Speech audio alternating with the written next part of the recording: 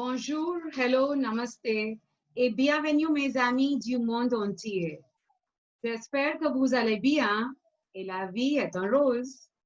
Merci de participer à ce webinaire Motiver les enfants et les ados dans l'apprentissage du français, organisé par Indo-French Hub et Institut français and Western Zone, animé par Elodie Vincent, dont nous suivons et adorons l'Instagram page Your Online French Teacher. Nous sommes vraiment contents de recevoir une énorme inscription. Un grand merci à vous. Je suis votre présentatrice pour ce webinaire. Je m'appelle Bijal et je suis fondatrice de Indo-French Hub.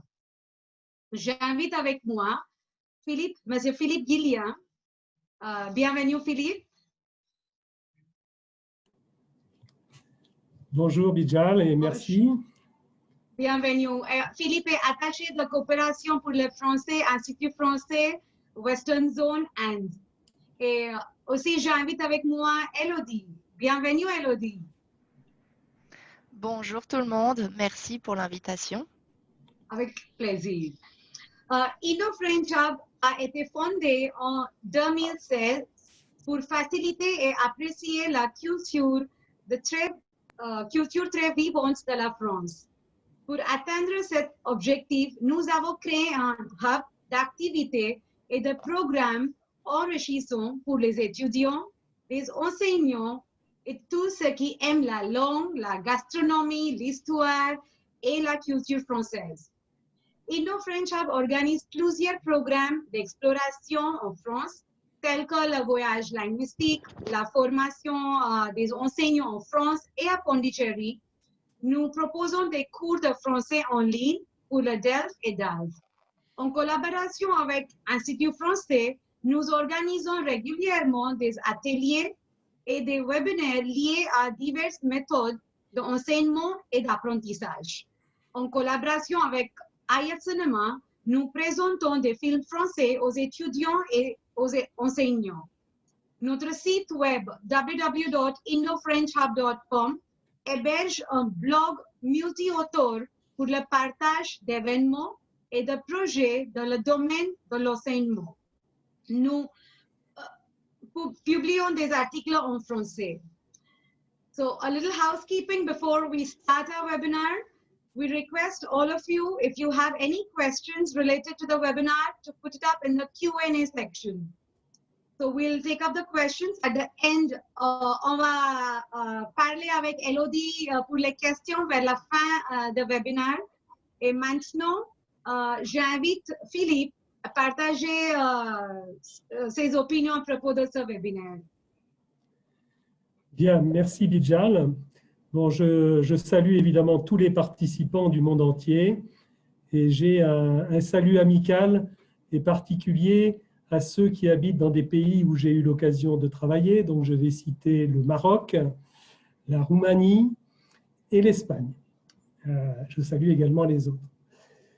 Je vais donc partager un petit écran assez rapidement, puisqu'Elodie va vous expliquer comment motiver les enfants, les adolescents pour l'apprentissage du français. Moi, je vais simplement rappeler combien il est important de connaître justement les motivations de ceux à qui vous enseignez le français.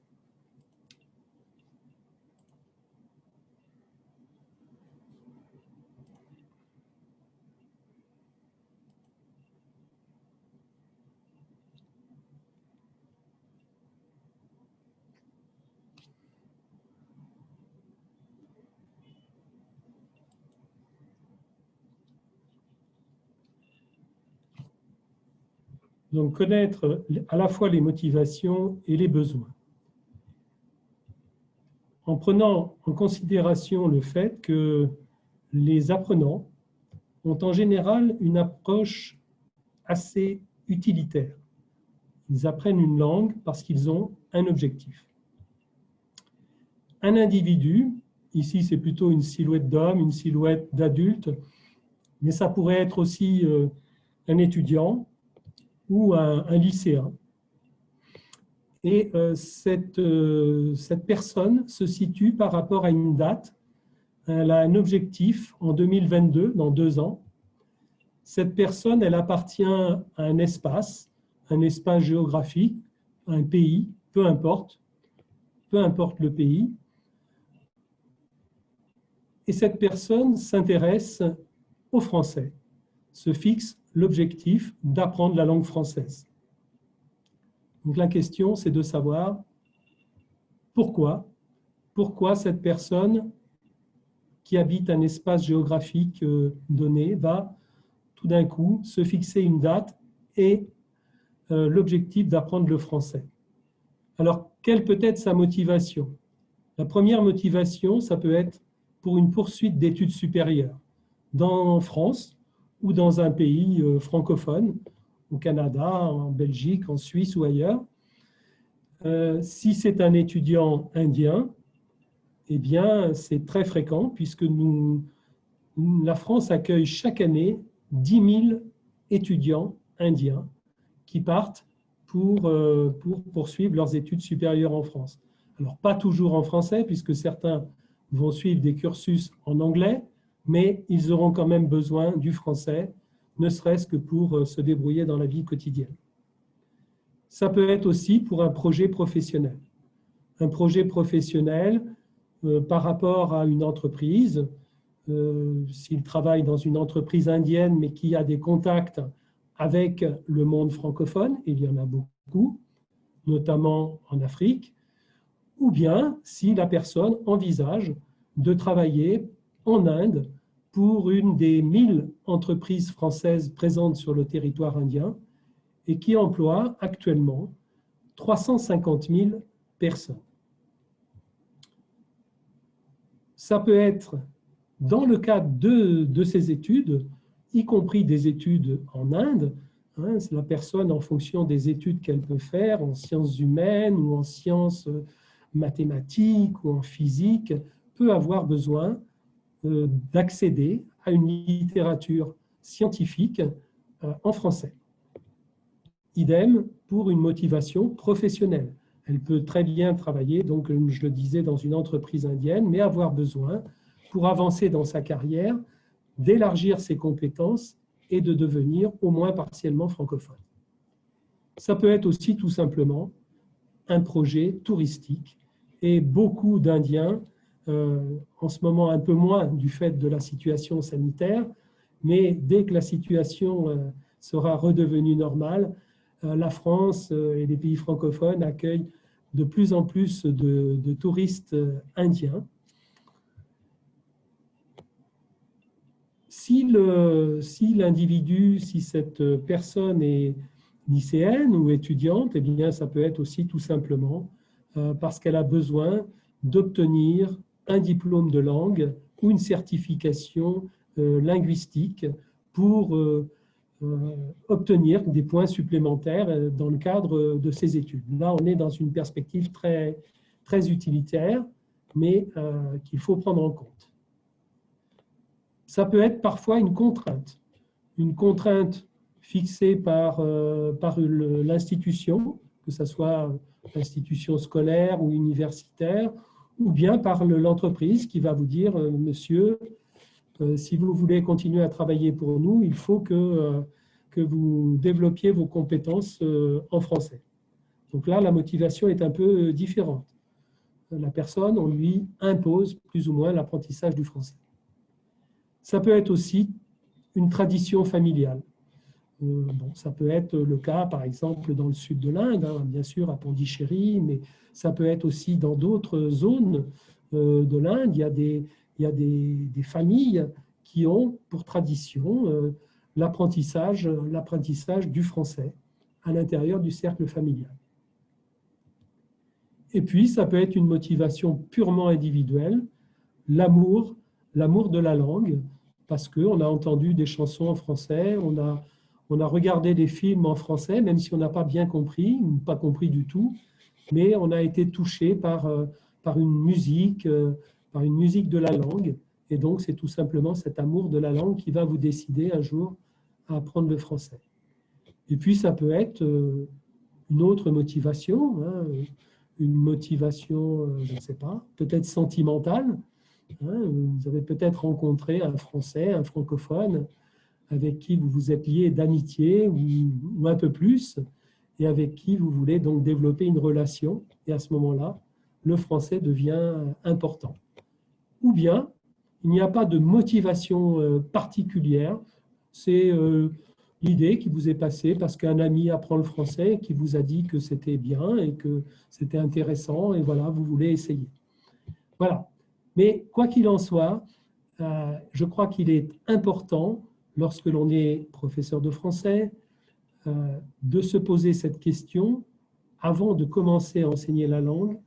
Quel est mon public? Quelles sont ses motivations? D'identifier ces motivations pour être plus efficace. Voilà, je vous remercie et je vous souhaite un très bon webinaire avec Élodie Vincent. Il me tarde de l'écouter également parce que cette thématique de la motivation me motive également. Merci, merci Philippe. Ok, maintenant, nous sommes tous fans de Elodie et la Insta page Your French Online Teacher.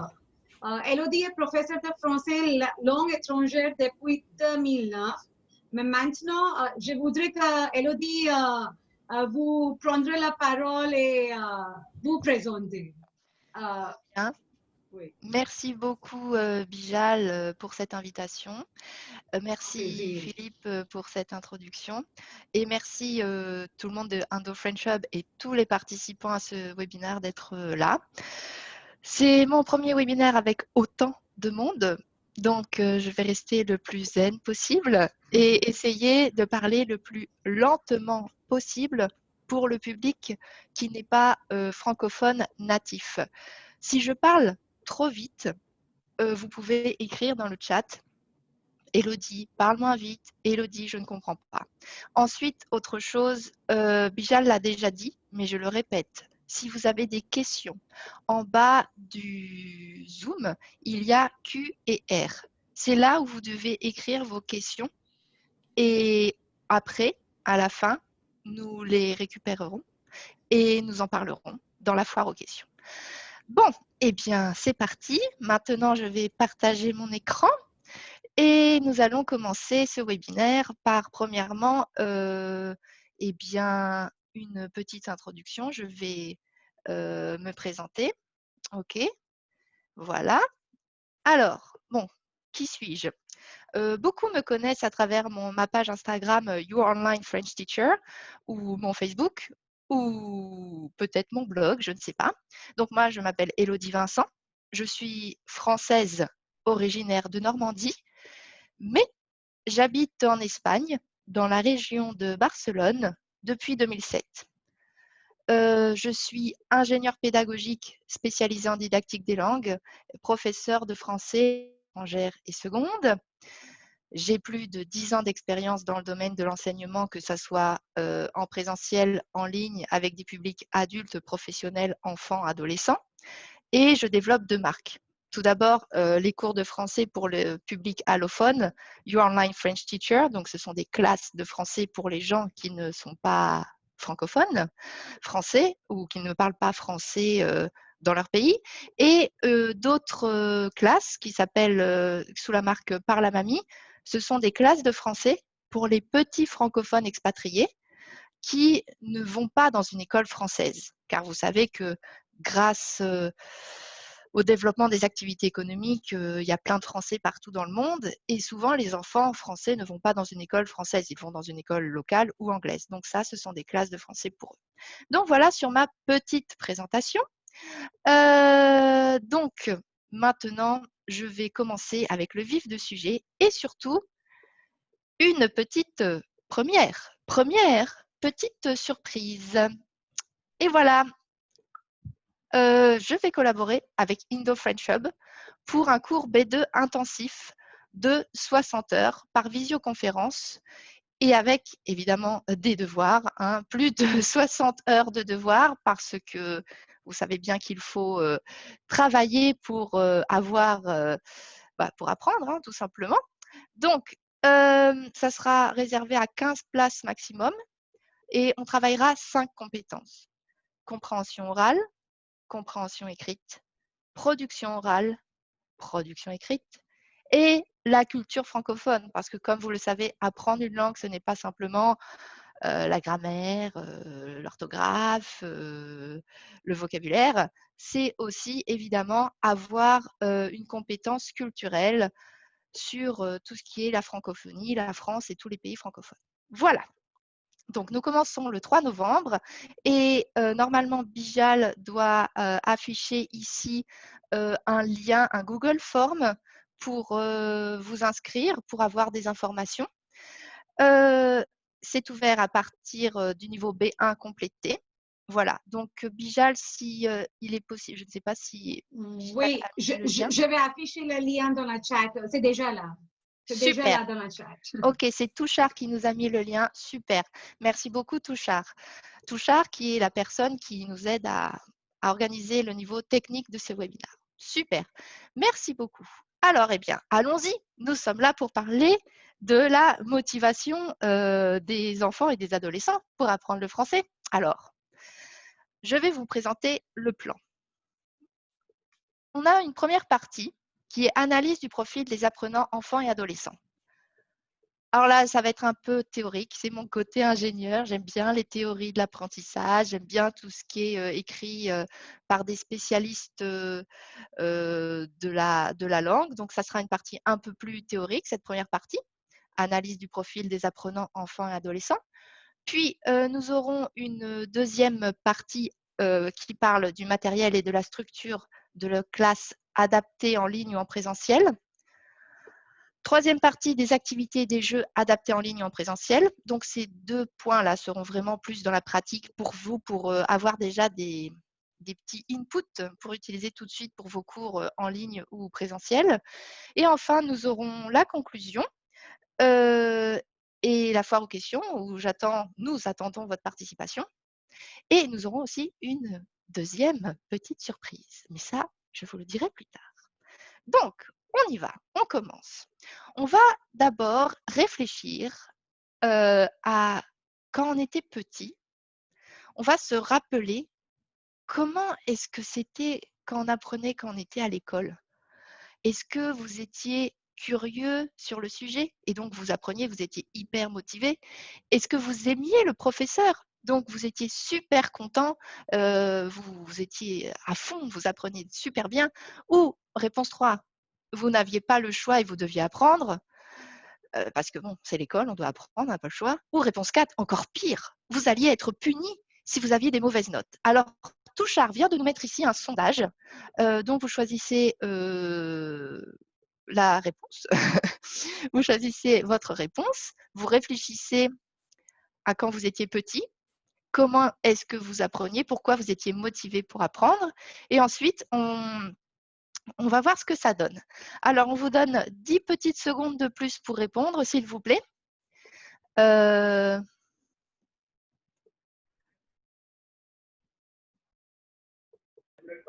OK. Touchard, is it possible to have the result, please? Yeah, sure. I was just trying to get some more registrations in.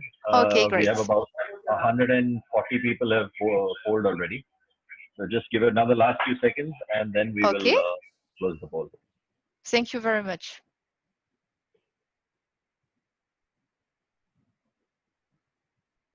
Donc, okay, I will super. close the poll now. Great. Let's see the results then. Alors, vous étiez curieux sur le sujet, 57%. Waouh! C'est que vous étiez des bons élèves alors.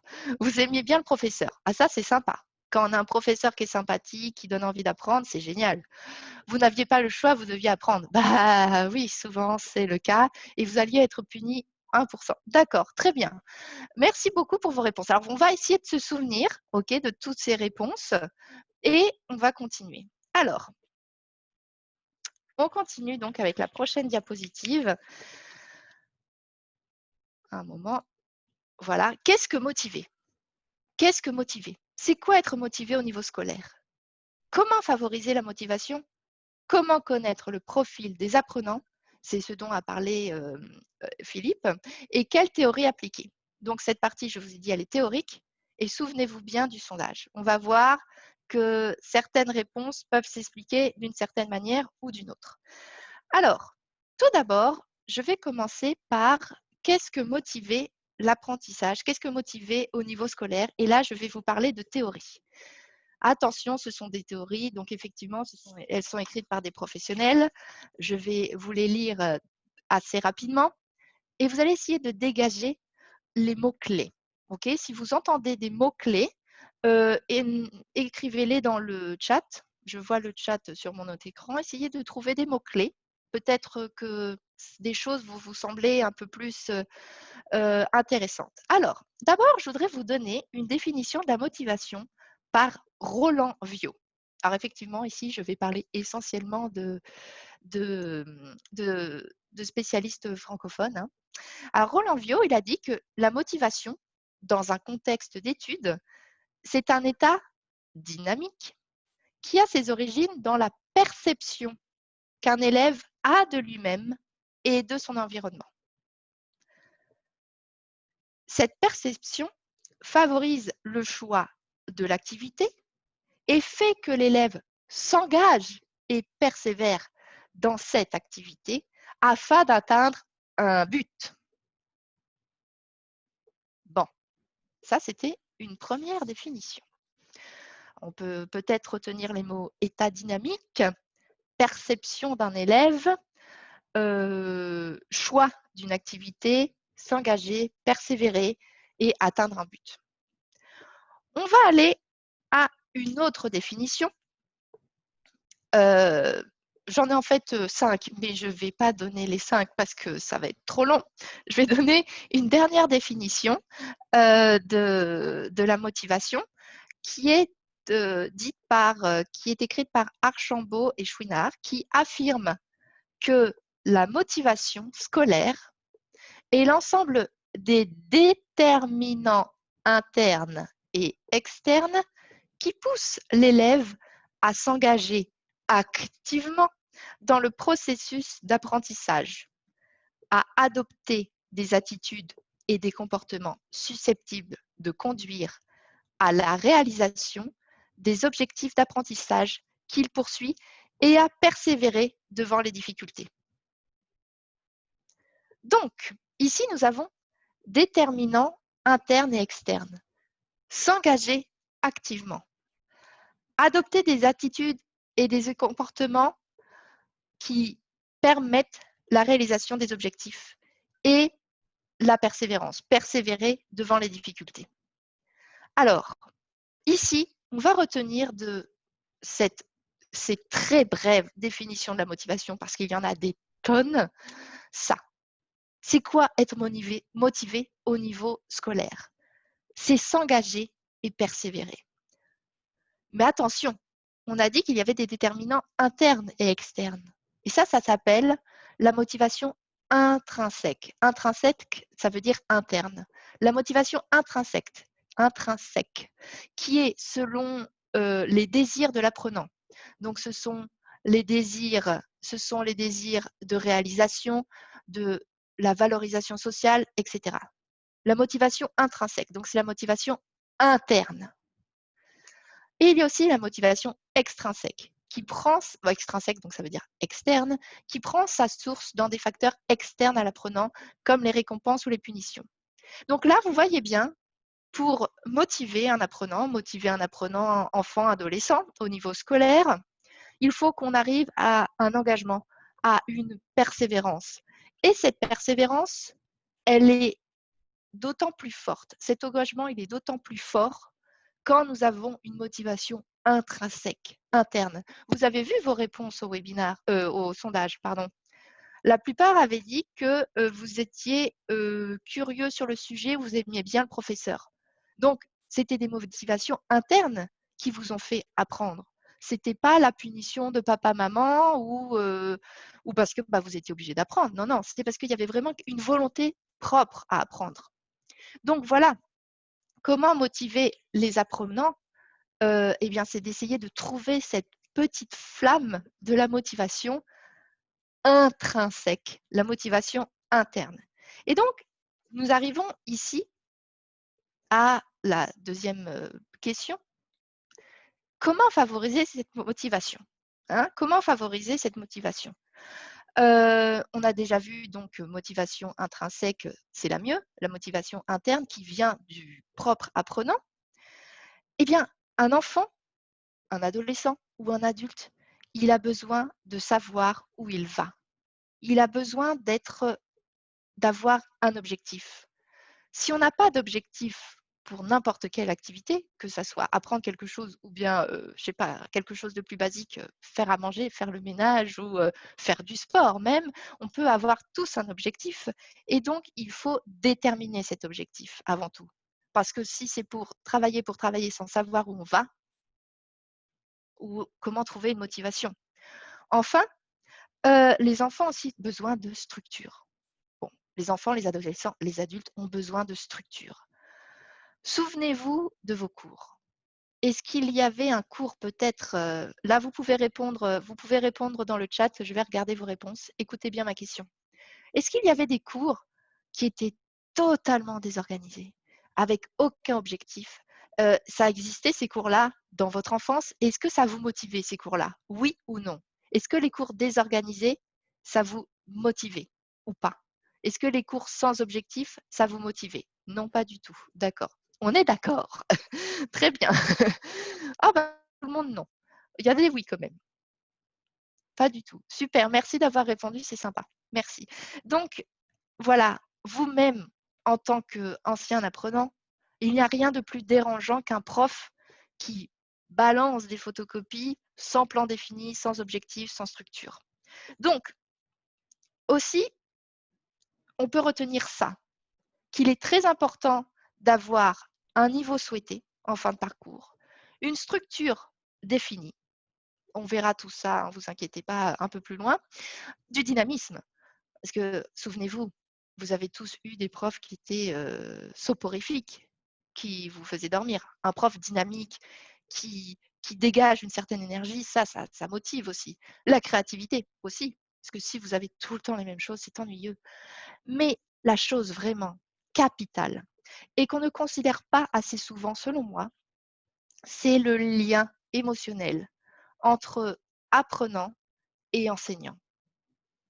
Avoir une bonne relation avec ses apprenants, créer une relation professionnelle d'enseignant-apprenant, une relation un peu plus amicale, peut-être une relation un peu plus maternelle, favorise vraiment cet apprentissage, la motivation. Parce que si votre apprenant vous aime bien, il va être plus attentif. Et ça, c'est vraiment la base. Le lien émotionnel pour motiver. Ce lien émotionnel, on le crée tous de façon différente. Moi, je sais que je suis maman et j'aurais tendance, avec mes élèves enfants et adolescents, d'avoir un rôle assez maternel, quoi. Avec les adultes, évidemment, je n'ai pas du tout cette attitude. Mais en tant que professionnelle de l'enseignement, mais aussi maman, hein, moi, voilà, mon lien émotionnel, je le crée en ayant une attitude un peu plus maternelle avec mon public enfant et adolescent et ça les motive parce qu'ils sont en confiance, parce qu'ils savent qu'avec moi, ils peuvent être eux-mêmes et ils peuvent s'exprimer en confiance. Voilà, lien émotionnel pour créer la confiance, je pense que c'est très important. Alors, voilà, maintenant je continue. Je vais passer donc à… Alors, excusez-moi, si vous avez des questions, etc., n'oubliez pas de remplir en bas. Il y a quelque chose qui s'appelle Q et R. Vous pouvez écrire ici vos petites questions. On en parlera à la fin du webinaire. Maintenant, je vais passer à la diapositive suivante. Philippe en a parlé. Comment connaître le profil des apprenants?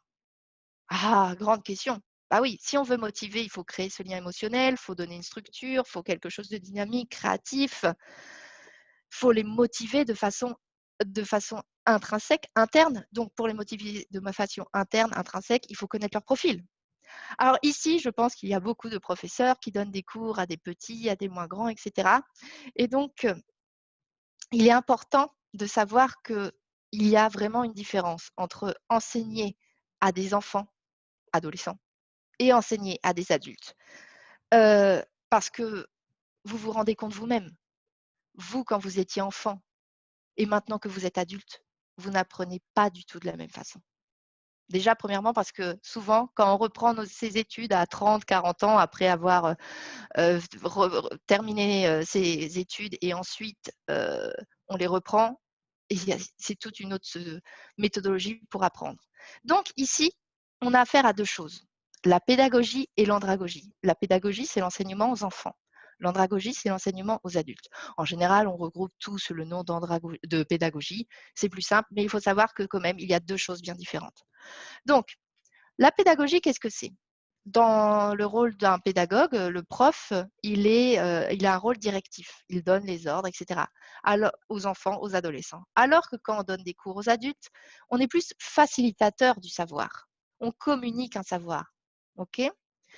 Les enfants, adolescents, c'est un public captif. Ils sont obligés d'être là. Hein. Souvent, ils viennent parce que… Bon, des fois, ils viennent parce qu'ils veulent. Mais souvent, ils viennent parce que c'est papa, maman qui oblige ou parce que c'est le programme de l'école.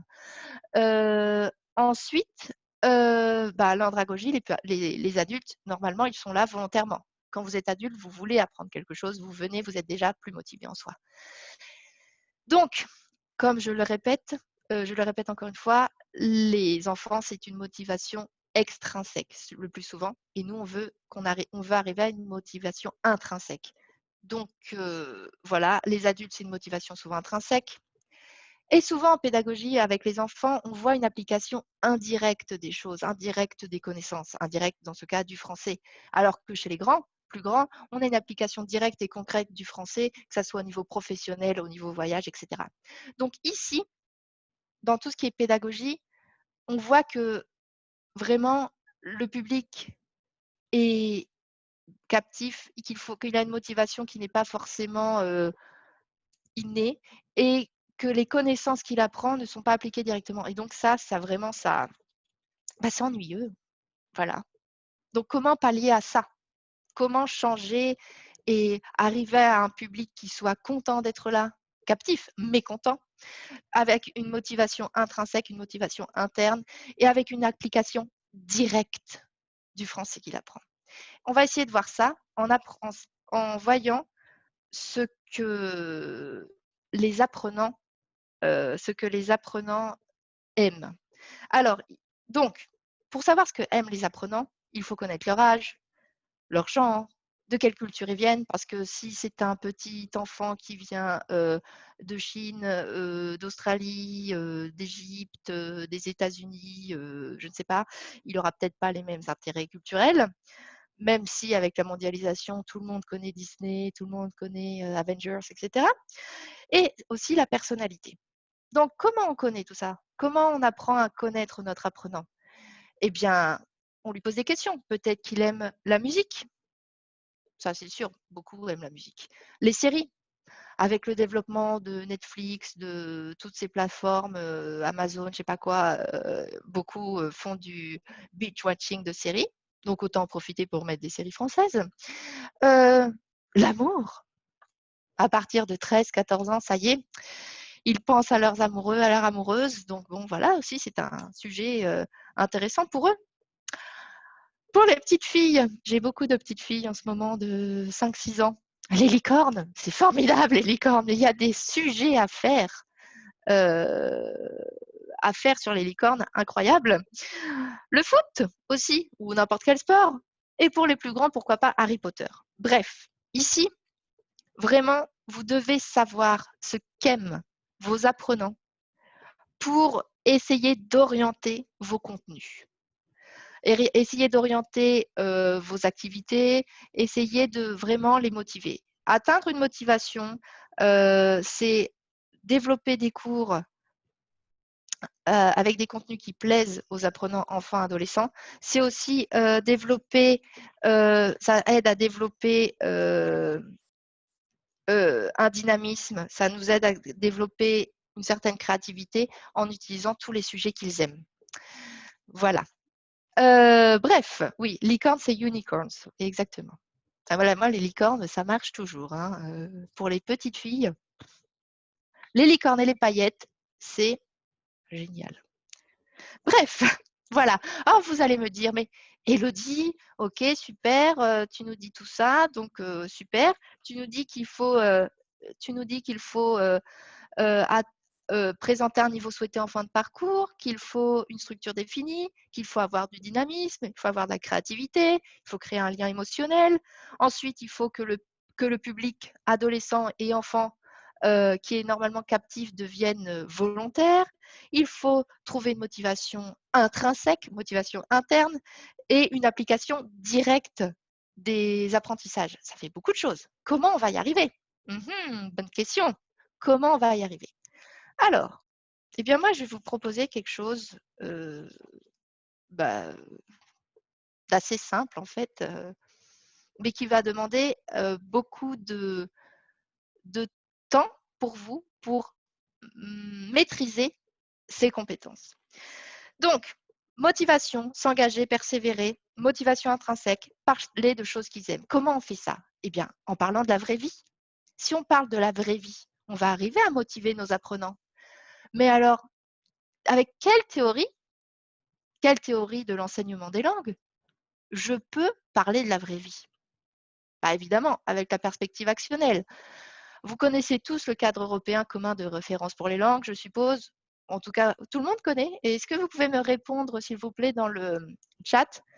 Qui connaît, dites-moi oui si vous connaissez la européen commun de référence pour les langues. C'est le CECRL. Oui, oui, oui. Oui, oui, oui, oui, oui. Super. Vous êtes des pros. Super. Génial. Donc, vous le savez tous, le cadre européen commun de référence pour les langues, c'est un peu la Bible du professeur de langue, hein. Ce sont des experts qui ont fait ces théories de l'apprentissage et elles sont vraiment super et elles sont parfaites pour appliquer en classe, vraiment. Donc, ce que je vous recommande pour parler de la vraie vie, c'est mettre en place des structures de classe, des parcours de classe qui suivent la perspective actionnelle, mais aussi, bon, vous savez, la perspective actionnelle, des fois, ça a ses limites dans la tâche finale. Donc, ne soyons pas juste comme ça avec la perspective actionnelle, soyons ouverts aussi à l'approche communicative. Et puis, au final, faire un mix avec une méthodologie éclectique. On peut mélanger l'actionnel, le communicatif, etc. Ça nous aide. Ces approches-là, ces théories-là de l'enseignement des langues, ça nous aide vraiment à aller dans la vraie vie, à parler de choses que les apprenants aiment, qui les motivent. Mais même si le CECRL, le cadre européen commun de référence pour les langues, c'est un peu notre Bible à nous, les professeurs de langue en Europe et dans d'autres parties du monde, il y a autre chose. On peut sortir un petit peu de ce cadre qui est excellent, qui est vraiment super, mais on peut aller un peu plus loin. Parce que ça a été écrit, alors attendez que je ne me trompe pas, dans les années 2000, on est en 2020, les choses ont changé, ou il y a d'autres façons de voir, les choses ont un peu évolué. Enfin bon, il faut rester open-minded, ouvert d'esprit. Et moi, je me suis rendu compte d'une chose. Le cadre européen est génial, mais on peut apporter d'autres choses en allant voir certains pédagogues. Alors, il y a des tas de pédagogues, effectivement.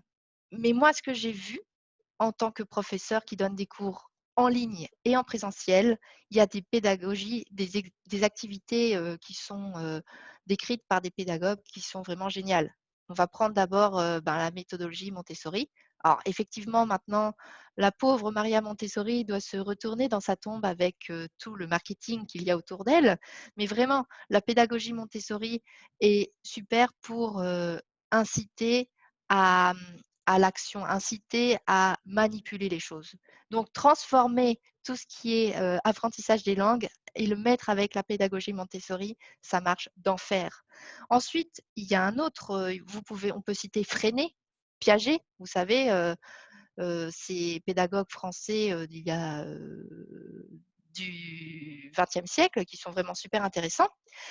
Et une personne que j'adore, mais vraiment, j'ai lu ses livres et j'ai trouvé ça hallucinant parce qu'elle a bien fait un résumé de un peu tout.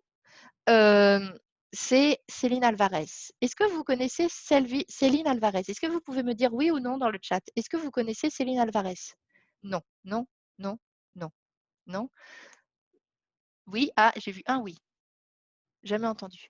Alors, Céline Alvarez, c'est une maîtresse d'école. Elle était maîtresse d'école en France. Maintenant, elle développe plus ses activités en Belgique, si j'ai tout suivi correctement. Céline Alvarez, elle a écrit un livre qui s'appelle Les lois naturelles de l'enfant.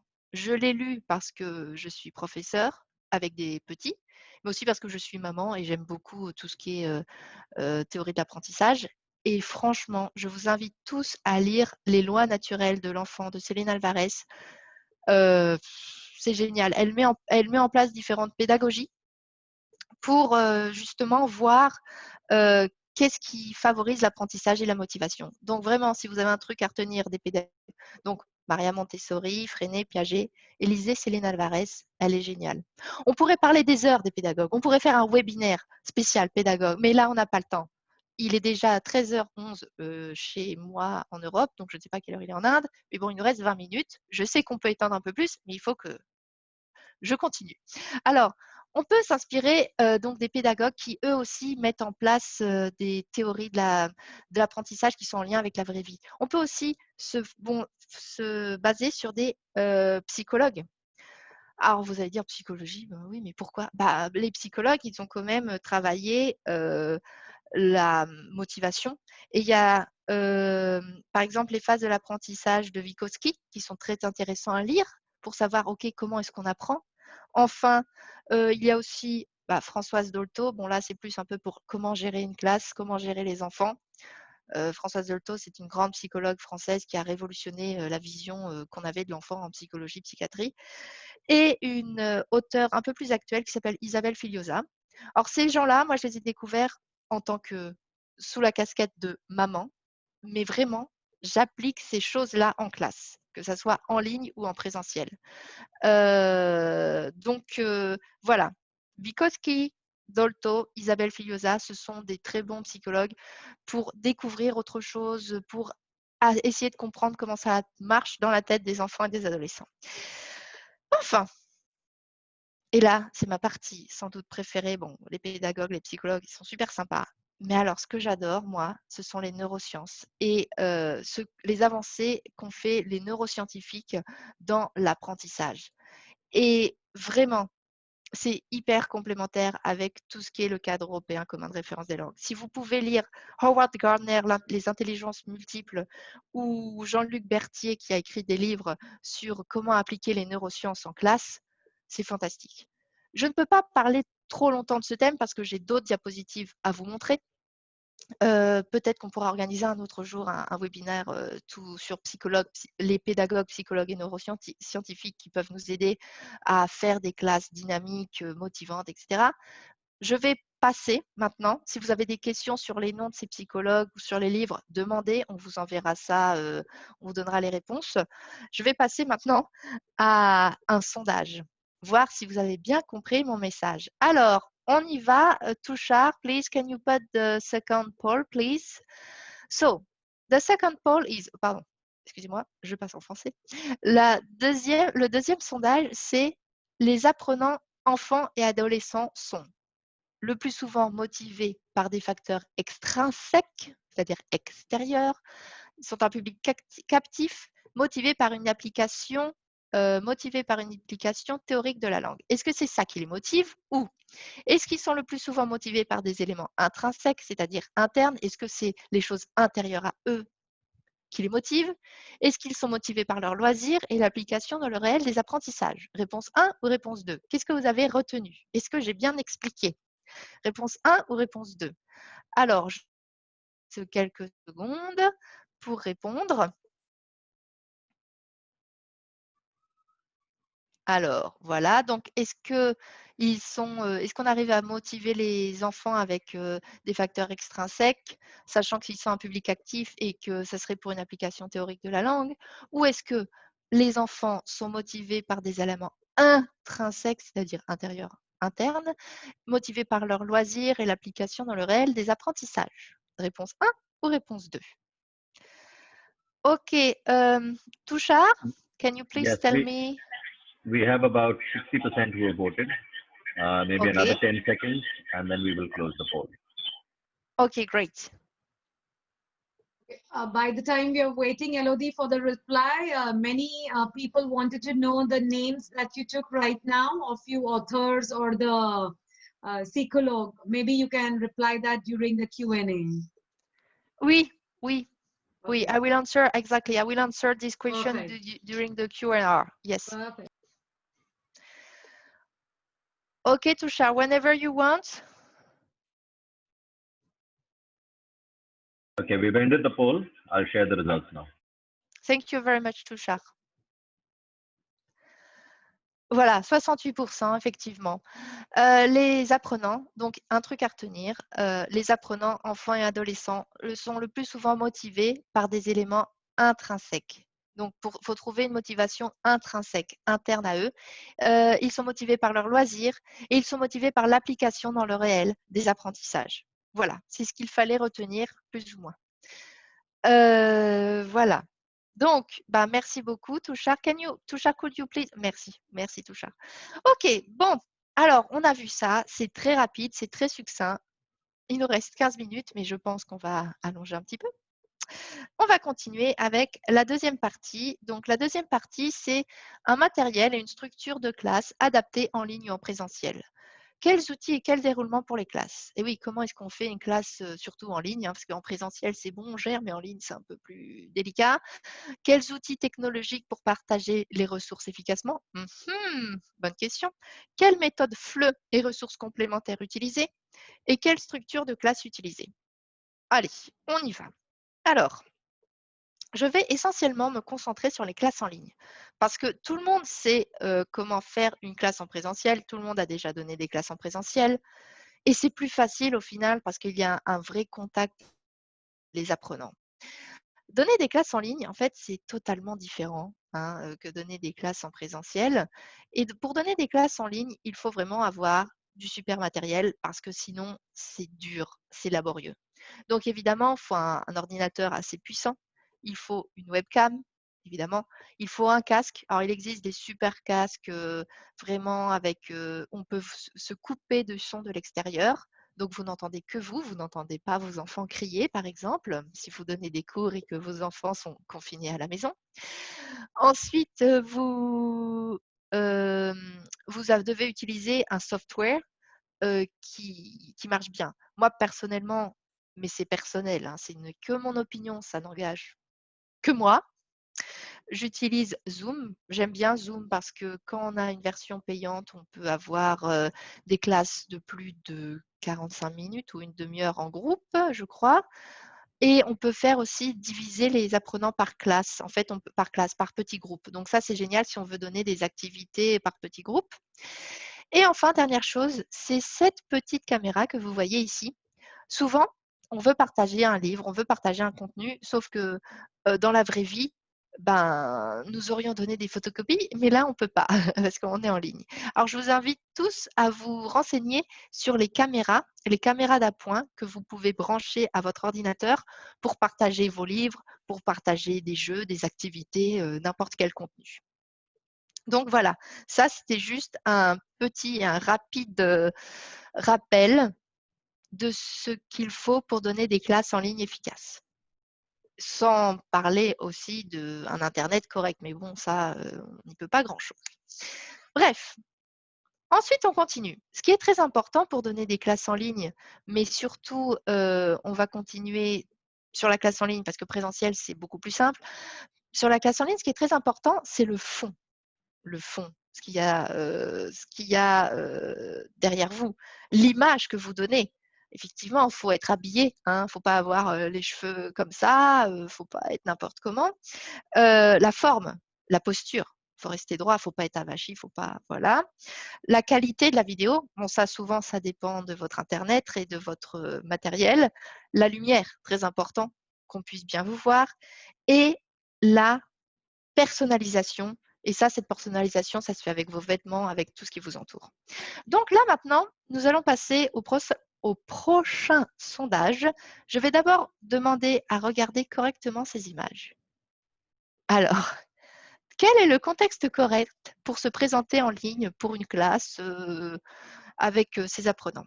Est-ce que c'est l'image 1 Ou est-ce que c'est l'image 2? Bon, alors là, effectivement, là, je vous aide un peu avec ma posture. Alors, Tushar, could you please put the third poll, please? Alors, Tushar? Yeah, coming. OK. Donc, alors, Tushar va mettre le troisième sondage. Est-ce que l'image correcte est l'image 1 ou l'image 2? Quel est le contexte idéal pour vous?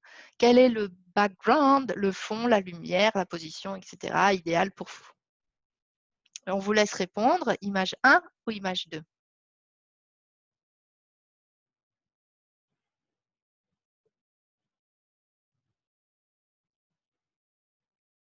OK. En attendant, je vois qu'il y a toujours des personnes qui posent des questions dans le Q&R. C'est très bien.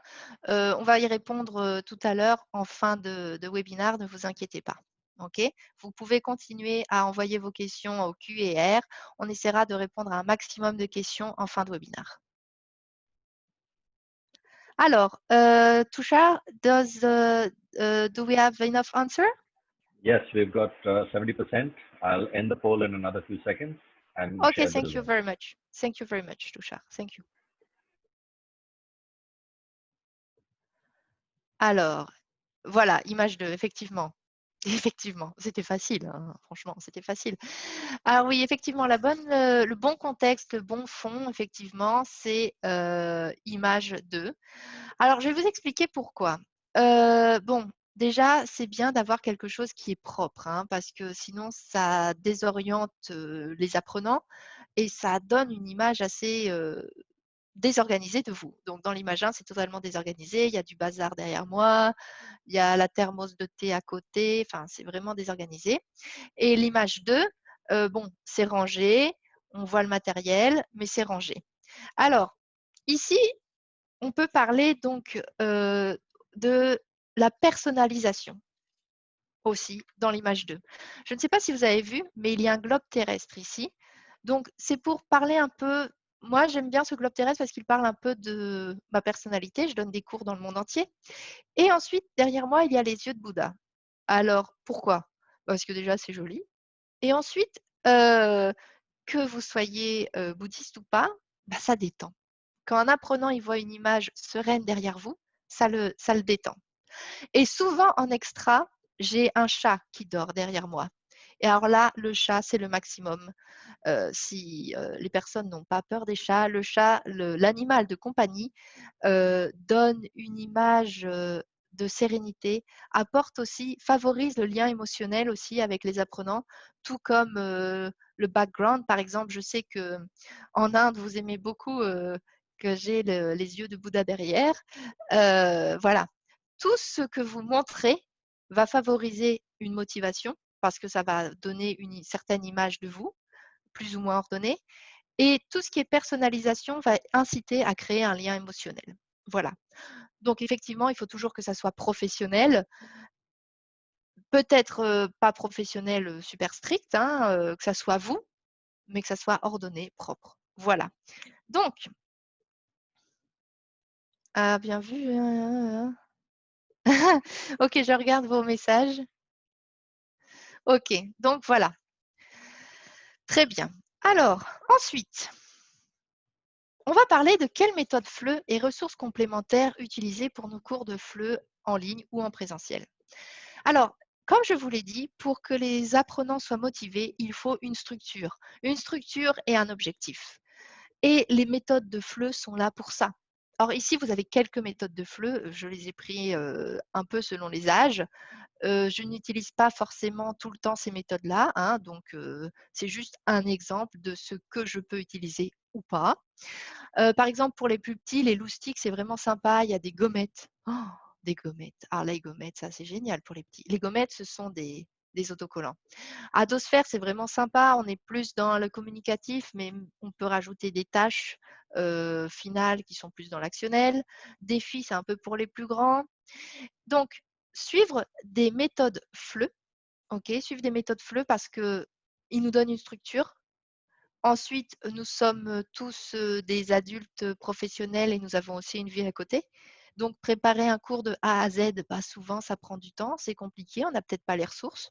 Donc, suivre la méthode FLE, c'est le mieux, ça nous gagne du temps et ça nous permet de créer d'autres activités plus créatives, plus dynamiques, plus en lien avec la perspective actionnelle ou la réalisation d'une tâche à côté. Et ensuite, en plus, en complément des ressources proposées par les maisons d'édition FLE, moi, j'ajoute un complément. C'est, par exemple, moi, j'ai un e-book. Pour mes élèves A1, j'ai un petit e-book qu'ils peuvent télécharger avec des exercices complémentaires. Ça leur permet de jongler entre deux contenus, d'avoir deux façons différentes de travailler, mais de façon structurée, et d'aller vers toujours le même objectif, que ça soit le niveau A1, le DELF, ou une certaine compétence communicative. Voilà. Donc, une fois qu'on a le matériel, qu'on a le bon matériel pour partager, que ce soit technique, le bon fond ou les bonnes ressources FLE, ressources complémentaires, on va maintenant s'intéresser à la structure de la classe. Alors là, c'est la même chose qu'en classe présentielle, hein. Pour motiver les apprenants, il est souvent nécessaire d'avoir toujours le même schéma. Ça peut varier un peu, sinon c'est ennuyeux. Mais souvent avoir le même schéma. Les enfants, les adolescents et les adultes, ils aiment la structure pour apprendre. Il faut que ça soit quelque chose de structuré, avec plus ou moins des surprises, mais pas trop quand même, pour ne pas se perdre dans notre apprentissage, pour savoir qu'on suit toujours le même objectif, l'objectif que ce soit le diplôme ou une compétence particulière. Donc, pour ça, je vous propose d'avoir une séquentialisation rythmée de la classe. C'est-à-dire que, OK, on fait pendant 10 minutes, on fait ça, pendant 10 minutes, on fait ça. Voilà, vous avez 1 heure de classe, une demi-heure de classe, 45 minutes de classe. Vous avez un temps pour chaque activité. N'hésitez pas à répéter. Vous savez bien que l'apprentissage, ça se fait par la répétition. Si l'apprenant, il apprend plus facilement avec la répétition, c'est génial. S'il apprend plus facilement, il va être motivé. N'oubliez pas que vous pouvez faire des groupes, des activités en groupe ou individuelles. Et ça, c'est même possible avec les classes en ligne si vous utilisez certains softwares. Et enfin, ah oui, le temps distinct. Si vous avez un groupe d'enfants de 6 ans ou un groupe d'ados de 14 ans ou des adultes, vous n'allez pas faire le même temps. Avec des enfants de 6 ans, si vous arrivez à rester une demi-heure, 30 minutes ou 45 minutes en ligne, c'est super. Mais ne poussez pas trop parce que ce sont des enfants. Les enfants, surtout, plus ils sont petits, plus ils ont besoin de contact, de bouger. Donc, vaut mieux limiter le temps d'une classe et faire, par exemple, 2 fois une demi-heure plutôt qu'une fois 1 heure et que ça soit un total désastre parce que l'enfant, il part, quoi. Il est totalement déconnecté. Et enfin, personnalisation. Personnalisation, on en a déjà parlé beaucoup. Voilà, personnalisation. Alors, excusez-moi, je me suis trompée. Il faut que je remette la diapo. Personnalisation, donc personnaliser au maximum, c'est ce qu'on avait vu tout à l'heure pour la motivation. Et moi, je vous propose un exemple de structure de classe. On commence par une activité de prise de contact. Ça peut être quoi? Ça peut être un warm-up dialogue, un dialogue d'échauffement qu'on commence en classe. Bonjour, comment ça va? Qu'est-ce que tu as fait ce week-end? Ah, et toi, qu'est-ce que tu as fait? Tu t'es bien amusé? Comment va ton chien? Donc, personnalisation à travers d'un dialogue prise de contact. Ensuite, si vous donnez des devoirs, on fait un petit tour vite fait de correction des devoirs. On essaye de faire une correction entre apprenants, où ce sont les apprenants qui se corrigent entre eux, si c'est possible, s'il y a la confiance. Ensuite, on peut passer à la méthode de FLE. On fait un petit jeu et on fait une petite conclusion en disant, bon, ben voilà, c'était très bien. Il ne faut jamais hésiter à toujours dire aux enfants, bravo, tu as bien travaillé, aux ados aussi, enfin, motiver, c'est basique, hein, mais il faut féliciter quand même les gens pour les encourager, les motiver et donner les devoirs, effectivement, pour prolonger l'apprentissage à la maison. Voilà. Bien, alors, j'ai été très rapide. On va passer au sondage, au 4e sondage. Alors, vous avez retenu quoi de ce que j'ai dit? Les enfants et les adolescents n'ont pas besoin de structure. Il est préférable d'improviser les activités et de se connecter sur un seul support. Et de se concentrer, pardon, sur un seul support. Réponse 2. Les enfants et les adolescents ont besoin d'une structure stable et qui se répète de façon fluide en classe. Les activités doivent être variées et préparées. Tushar, could we please have the fourth poll, please? Yes, coming Super. up. Thank you very much, Tushar. Alors, réponse 1 ou réponse 2? Comment est-ce que comment on va répondre à ça? Est-ce que les enfants n'ont pas besoin de structure? Il est préférable d'improviser les activités et de se concentrer sur un seul support? Ou est-ce qu'ils ont besoin d'une structure stable qui se répète de façon fluide en classe? Les activités doivent être variées et préparées. Alors, on vous laisse encore quelques temps pour répondre. Another few seconds and we'll close the poll. D'accord, ok.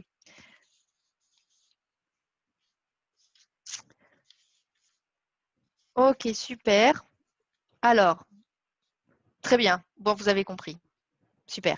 Donc, les enfants et les adolescents ont besoin d'une structure stable qui se répète de façon fluide en classe. Les activités doivent être variées et préparées. Vous avez tout à fait compris. Il faut vraiment donner ça pour motiver les enfants. Très bien. Alors, on passe à la partie et dernière partie. Et là, c'est vraiment une partie qui va, je pense, vous intéresser. C'est comment diminuer... Pardon, excusez-moi. Comment dynamiser la classe et favoriser l'apprentissage, que ce soit en présentiel ou en ligne, même si effectivement ici, on va favoriser le côté en ligne, vu la situation actuelle.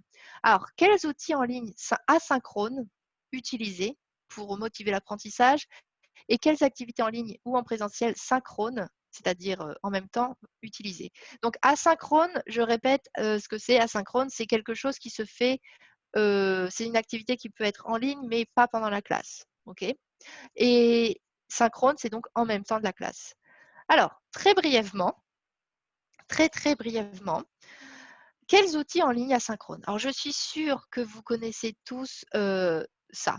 Vous connaissez tous le site web outils.tis.com où un professionnel des TIS regroupe tous les sites et les applications imaginables pour faire des activités en ligne. Alors, vous pouvez faire des flashcards avec Quizlet, Cram.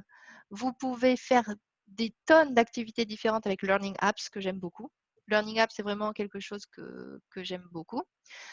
Socrative pour faire des examens en ligne, c'est très pratique.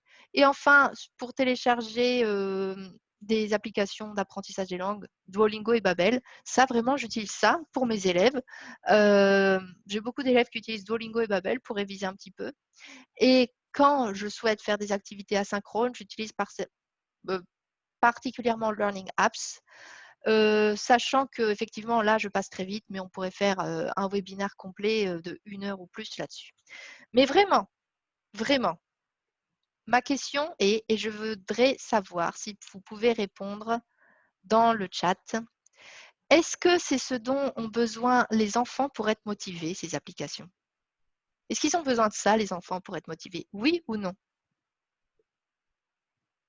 Est-ce qu'ils ont besoin de toutes ces applications où ils sont tout seuls devant l'écran et ils jouent, voilà. Alors, vous avez des réponses mitigées. Oui et non, pas tout le temps. Bah voilà, oui et non, pas tout le temps. Parce que c'est quoi? On avait dit quoi? Les enfants, ils ont besoin du lien émotionnel pour être motivés. Et est-ce qu'on a un lien émotionnel quand on est tout seul devant son écran? Bah, pas vraiment. Peut-être que si le contenu est personnalisé, il y a peut-être un lien émotionnel, mais vraiment, ce dont ont besoin les enfants, c'est le lien émotionnel pour être motivés. Ils sont tout seuls devant leur écran. Ce lien émotionnel, il n'est pas là. Donc, dans ce cas-là, moi, je considère qu'il faut plus favoriser des activités en ligne ou présentielles synchrones pour motiver les apprentissages. Et là, ça passe par quoi? Ça passe par le jeu. Okay, ça passe par le jeu. Et là, nous allons annoncer quelque chose tout à l'heure avec Bijal.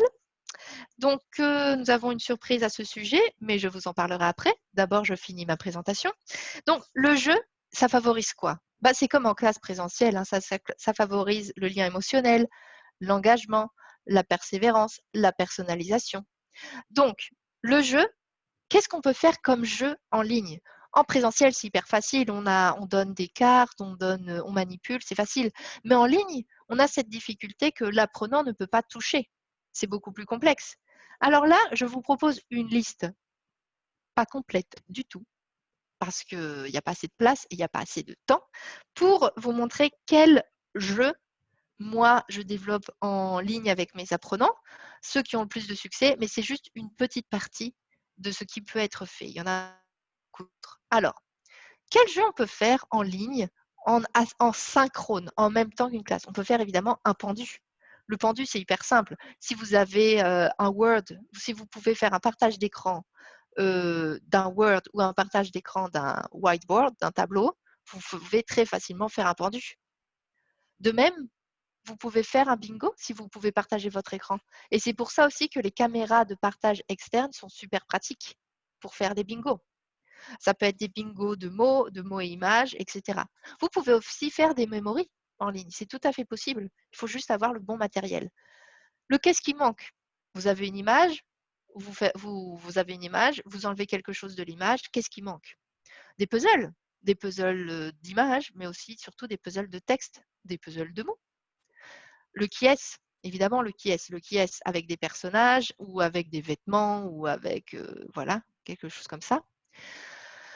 Enfin, vous pouvez faire des baccalauréats. Baccalauréat, ça, c'est un jeu avec des lettres. La lettre magique aussi, c'est tout à fait possible. Ou encore le jeu de loi que vous pouvez créer selon l'objectif, si c'est pour revoir du vocabulaire, de la grammaire, etc. Donc voilà. Alors ça, c'est vraiment quelque chose de très succinct. Je pourrais mais parler des heures de ça. Et c'est pour ça que nous avons une petite surprise pour vous. Bijal, on parle de la surprise maintenant ou après? Oui, peut-être on peut parler maintenant parce qu'il y en a beaucoup qui a des questions. Qu'est-ce que c'est la pendule? Qu'est-ce que c'est le baccalauréat? Oui, peut-être. Ok. Ouais. Alors, avec Indo French Hub, nous avons Ça, pensé oui. qu'il serait très intéressant de faire un webinaire à ce sujet. Donc, nous allons vous proposer très prochainement un webinaire sur quel jeu en ligne pour favoriser l'apprentissage des apprenants. Nous allons faire un webinaire à ce sujet. On va vous donner toutes les informations tout à l'heure. Donc voilà, restez attentifs pour avoir la date de ce webinaire et les informations pour s'enregistrer, pour s'inscrire. Voilà. Donc ça, c'est en gros des activités en ligne ou en présentiel synchrone. Donc, c'est-à-dire synchrone, c'est en même moment que la classe, en même temps. Évidemment, ça, c'est des jeux que vous pouvez créer, mais il y a aussi des jeux que vous pouvez acheter. Alors moi, je suis une grosse fan vraiment des jeux comme Modingo, Siladingo, Story Cubes ou des jeux de cette famille. Et ça, vous pouvez aussi le faire en ligne. Ce n'est pas des jeux que vous devez créer, c'est des jeux, bon, vous devez les acheter, mais ils sont vraiment super pour jouer en ligne. Moi, j'ai toujours mes élèves, ils me demandent ça. S'ils pouvaient passer la classe à jouer à ça, ils le feraient. Mais ce n'est pas possible, il faut qu'on fasse un peu autre chose aussi pendant la classe. Donc voilà. Bref, je vais être très courte et je vais conclure. Je vais vous proposer le 5e et dernier sondage et ensuite conclure. Alors, le 5e sondage, vous avez retenu quoi? Les activités en ligne asynchrones motivent l'apprentissage et le lien émotionnel entre apprenants et enseignants, ou les activités synchrones et en groupe renforcent le lien émotionnel entre apprenants et enseignants. Elles favorisent la motivation intrinsèque. Alors, Tushar, could we have the poll, please?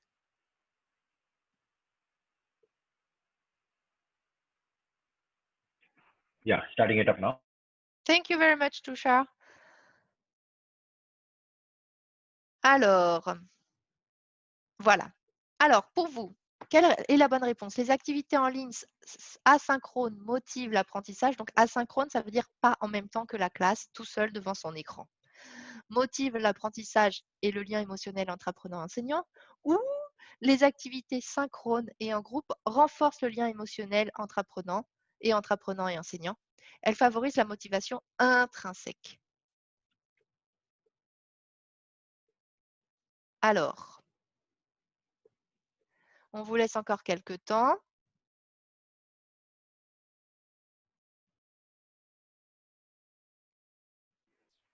OK, We'll wait Tusha? another few seconds.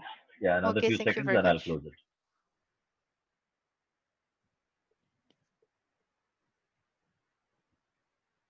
Super. Alors, quels sont les résultats?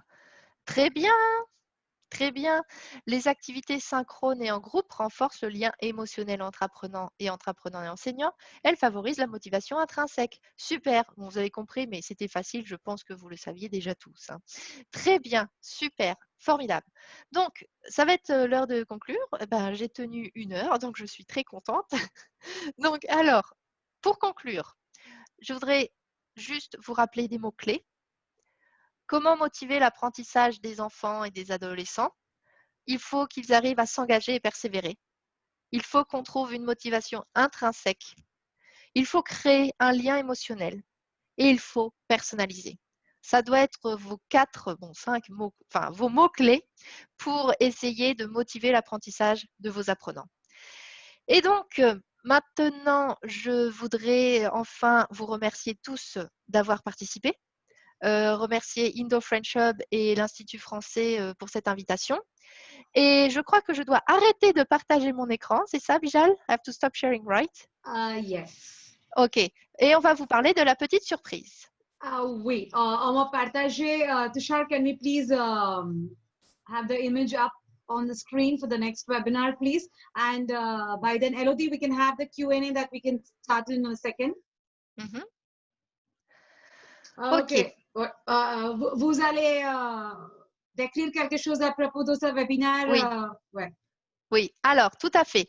Alors voilà, comme nous vous l'avions commenté, et Bijal, Indo-French Hub et l'Institut français, nous souhaiterions organiser un webinaire sur quel jeu en ligne pour animer les cours par visioconférence. Parce que comme vous avez vu, j'ai passé quelques minutes sur cette présentation sur les jeux, mais ce n'est pas suffisant. On pourrait parler des heures et des heures de toutes les choses qui ont été abordées ici. Donc, on va essayer dans ce webinaire qui aura lieu le 18 octobre à 16h en Inde, 12h30 Paris et 6h30 à New York, de vous proposer des clés, des astuces pour créer vos propres jeux et activités pour faciliter l'apprentissage des apprenants enfants, adolescents et adultes en ligne. Parce que c'est ça notre gros problème en ce moment, c'est le en ligne. Donc voilà, Bijal va nous passer le lien dans le J'ai chat. déjà posté dans le chat. J'ai déjà Super. posté, ouais. Et c'est ouvert pour tous nos amis du monde entier. Voilà. Voilà, ce webinaire est ouvert pour le monde entier, hein, que vous soyez en Inde, au Maroc, en Italie, en Roumanie, en Suède, aux États-Unis, en Amérique du Sud, partout. Partout, vous pouvez venir, vous êtes bienvenus. OK. Et enfin, on vous rappelle qu'avec Indo-French Hub, nous allons lancer un cours B2, OK, un cours B2 de 60 heures en visioconférence avec 15 apprenants maximum. Donc, Bijal, est-ce qu'on reposte le lien ou pas? Oui, on peut. Juste un moment. Et aussi, on peut commencer avec le Q&A parce que je pense qu'il y en a beaucoup et j'ai déjà posté le lien de Bédo. Ok, super. Donc voilà, retenez 2 choses pour qu'on se revoie.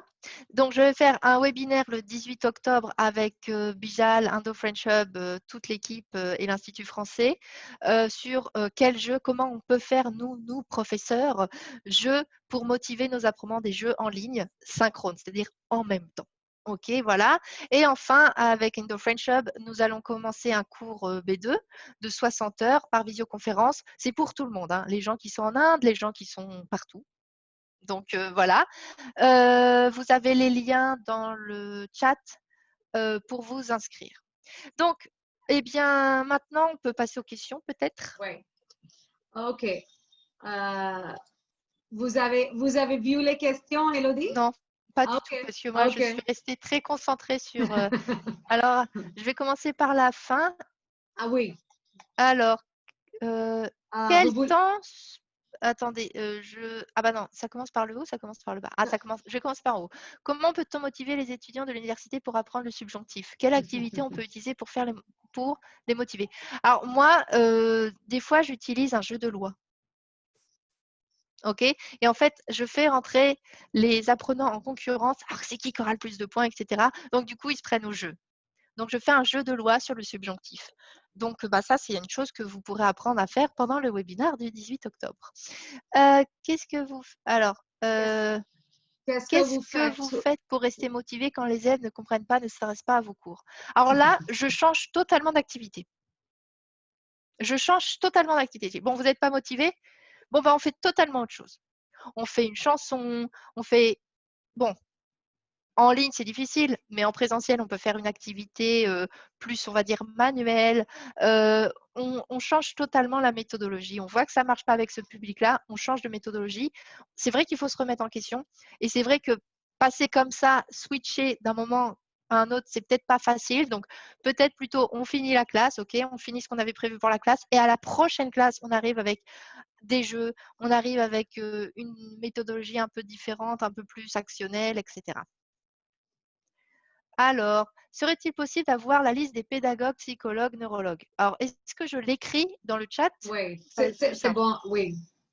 Alors, attendez, donnez-moi 2 secondes. Donc, donnez-moi 2 secondes que je reprenne la liste parce qu'elle est notée quelque part, hein, évidemment. Et Alors, je vais copier la liste sur Facebook et il y en a beaucoup qui est sur Facebook aussi. Oui, il y a beaucoup de gens sur Facebook. Oui. Ah, oui. D'accord, alors donnez-moi un moment, je copie cette liste. Alors, un moment. Donc, il y a évidemment Maria Montessori. Ok, tout le monde a entendu parler de Maria Montessori, j'en suis sûre. Donc, effectivement, ce sont des guides, mais il ne faut pas faire les mêmes activités. Hein. Enfin, faut les adapter à la langue française. Faut les adapter au contexte de l'apprentissage du français, que ce soit en ligne ou en présentiel. Ensuite, il y a Vygotsky. On peut avoir Philippe avec nous maintenant pour les discussions aussi. Philippe?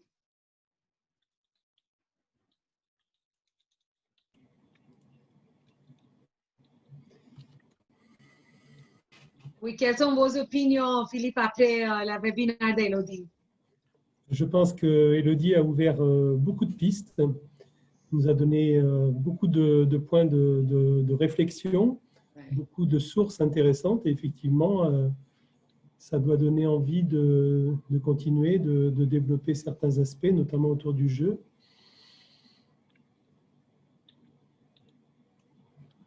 J'ai presque fini d'écrire la liste. Alors, ce n'est pas une liste complète. Hein. Il y a des tas et des tas d'auteurs super sympas. En ce qui concerne Ling, il faut quand même retenir le fait que l'apprentissage du français se fait quand même de manière relativement tardive. On a très peu d'enfants qui apprennent le français. Dans quelques très rares écoles privées, on commence assez jeune, mais c'est très marginal. En fait, le français commence au collège, un équivalent du collège. Hein. Donc, on a surtout un public de collégiens, de lycéens et d'étudiants. OK. Et en ce qui concerne les certifications, nous avons actuellement, enfin nous avions l'année dernière, je ne parle pas de cette année puisque c'est plutôt désastreux, en 2019, nous avons eu jusqu'à 25 000 candidats pour le DELF. Pardon, non, j'exagère, 15 000. 15 000 Okay. Alors, on continue, Élodie, avec la question. Alors, José Luis Pérez, donc vous proposez de commencer un cours avec une sorte de sondage? Pas vraiment. Moi, je pensais plutôt à un dialogue entre élèves, un dialogue triangulaire, apprenant, enseignant, apprenant, où on se demande comment ça va? Qu'est-ce que tu as fait ce week-end? Est-ce que ton chat va bien? Tu es allé au foot mercredi? Tu as gagné? Vous voyez des choses vraiment, on fait personnalisation des contenus et on switch le cerveau en français. C'est un moment assez agréable où on crée la confiance, le lien émotionnel et on met le cerveau en français. Et ça nous donne aussi l'occasion, cette prise de contact, de voir du nouveau vocabulaire et d'entrer dans une action du réel. Parce que quand on rencontre quelqu'un, on raconte un petit peu ce qu'on fait, sa vie. Donc voilà, ça nous permet déjà de mettre en pratique le français de la vraie vie. Alors, Manchal Kalra, bonjour. Alors, je ne sais pas déjà comment on fait résolu. Donc bon, Manchal Kalra, bonjour. Je voudrais savoir ce que vous utilisez comme tableau blanc pour des cours en ligne, pour écrire en français. Il arrive des fois qu'en tant qu'enseignante, il faut qu'on tape un texte des réponses en français avec les accents. Alors, bon, moi, j'utilise Zoom, j'utilise le tableau blanc de Zoom ou un Word, un document Word que je partage à mon écran. Mais là, en ce qui concerne les accents, j'ai un clavier français, enfin, j'ai un clavier avec accent, donc j'ai pas de problème. Et pour ce qui est copier un texte, je copie-colle soit sur un Word et je partage mon écran, parce que quand on copie-colle sur le tableau blanc de Zoom, c'est pas génial. Je ne sais pas si j'ai répondu à la question. Ensuite, Nishank Gupta. Je voudrais devenir professeur de français langue étrangère, mais de temps en temps, je me demande comment commencer l'apprentissage. Est-ce que je dois parler et discuter en français dès le début ou j'utilise l'anglais pour qu'il puisse apprendre parfaitement? Alors, effectivement, il ne faut pas être comme ça. Il y a les méthodologies anciennes qui disaient non, on fait tout en français. Non, il faut un interlangue. L'interlangue, ça peut être l'anglais si votre public est anglophone. Il y a un interlangue. Par exemple, moi, avec mes élèves qui sont en Chine, j'utilise l'anglais. Avec mes élèves espagnols ou hispanophones, j'utilise l'espagnol. Parce que déjà, qu'en présentiel, c'est compliqué de faire tout en français, mais en ligne, c'est pas possible. Il faut un interlangue. L'interlangue, ça nous aide. Ce n'est pas un handicap, au contraire. En plus, avec l'interlangue, on peut faire de la grammaire contrastive. On peut dire, ah, mais regardez, en anglais, on dit comme ça, en français, on dit comme ça, c'est à peu près la même chose. Encore mieux avec l'espagnol, parce que la grammaire espagnole est beaucoup plus similaire à la grammaire française que la grammaire anglaise, donc c'est super. Moi, je vous invite à utiliser un interlangue. N'ayez pas peur, ce n'est pas une honte, ce n'est pas une tare. Au contraire, on est là pour aider les gens à apprendre, donc c'est parfait. Quel était le 4e livre avec la méthode FLE? En fait, ça, c'est mon e-book. J'utilise des méthodes FLE et j'ai écrit aussi à part un e-book que je donne à mes élèves pour réviser les bases de la grammaire française. Ça me permet de jongler, d'avoir 2 supports différents pour avoir 2 façons de travailler. Conseilles-tu d'annoncer les objectifs pédagogiques du cours, le projet final aux jeunes, j'entends les adultes, car certains chercheurs conseillent plutôt d'annoncer les objectifs à court terme. Alors, moi, en fait, quand on commence, j'aime bien les choses très structurées, donc c'est ma façon de faire les choses, mais après, il y a différentes façons de faire. Moi, quand je présente un dossier, par exemple, on va travailler le dossier 1 de tel livre où on fait son propre contenu. Je dis, OK, c'est ça les objectifs grammaticaux, lexicaux, phonétiques, compétences orales, etc. Je dis tout ce qu'on va voir, mais j'explique ensuite pourquoi on le fait. Pourquoi on apprend ça? Parce que bon, si on apprend, ouais, j'apprends le subjonctif, mais pourquoi? J'apprends le subjonctif, voilà. On donne un objectif, moi je donne en général un objectif final avec dire à la fin, tu seras capable de faire ça. Mais ça, c'est seulement possible pour le public qui a la maturité de comprendre qu'il y a une projection avec un projet final plus ou moins complexe. Par exemple, avec les plus petits, je dis, bon, là, on va voir comment, je sais pas moi, on va voir une situation où ils demandent l'heure et donc à la fin, tu pourras aller à la boulangerie à demander à quelle heure elle ferme ou à quelle heure elle ouvre pour aller acheter tes croissants le matin, par exemple. Voilà, exemple. Pourriez-vous écrire le nom des pays? Ça, c'est fait. Quels sont les noms? Ça, c'est fait. Une méthode éclectique, pourriez-vous donner plus d'informations? Alors, l'éclectisme, c'est dur à prononcer. L'éclectisme, c'est mélanger l'actionnel, le communicatif. En fait, l'éclectisme, c'est mélanger toutes les méthodes. en fait. Parce qu'on ne peut pas faire que de l'actionnel, on peut aussi faire du communicatif, faire du SGAV, faire d'autres méthodologies, tout est bon. Tant que ça marche et tant que les apprenants sont contents, ça va, on peut tout prendre. Pratiquer la production orale. Comment faire pratiquer la production orale dans la classe en ligne? Alors déjà, ça dépend. Si vous avez 5, 10, 15 ou 20 apprenants, c'est ça. Alors, on va essayer de favoriser, déjà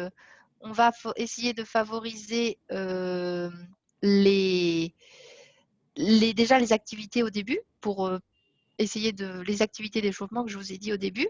Et ensuite, favoriser la production orale. On ne peut pas écouter tout le monde, on ne peut pas écouter 15 élèves pendant une classe d'1 heure.